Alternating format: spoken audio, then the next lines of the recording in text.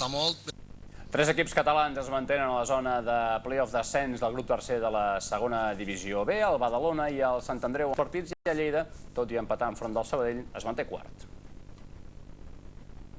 El Sant Andreu ha recuperat el camí del triomf a la segona B i ho ha fet estripant el València Mestalla al Narcís Sala. En un dia amb entrada lliure, a l'estadi andreuenc, els de Nacho González s'han exhibit davant del seu públic. Això sí, a la primera meitat, només el gol de Chimo Navarro en pròpia porta. La majoria dels gols han arribat en 12 minuts del segon temps, del 51 al 63, gràcies a Manolo Lanzarote, Héctor Basora i Eloi Fontanella. Els valencianistes han retallat distàncies gràcies a Mitchell en el minut 84, però el Mestalla ha acabat veient com li expulsaven Carlos David per doble amonestació i com Manolo Lanzarote rematava la golejada local en el minut 89. El Lleida i el Sabadell buscaven afiançar-se a la zona alta, però hi van acabar empatant a 0.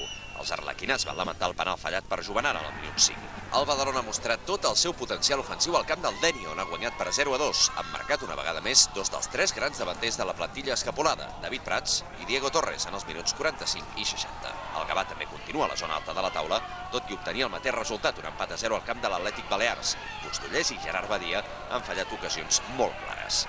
El Terrassa tampoc ha pogut sorprendre al seu camp al Villarreal B, líder indiscutible.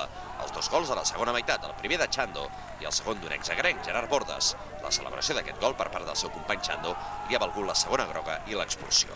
També hi ha hagut expulsions al Gramenet Alzira, però els locals no han sabut aprofitar que han estat els visitants, que han jugat amb un menys durant més d'una hora i han acabat empatant a 0. Encara més greu, però, és la situació del Barça Atlètic. Els de Luis Enrique van caure davant de l'Alcoyà al miniestadi per 0-2.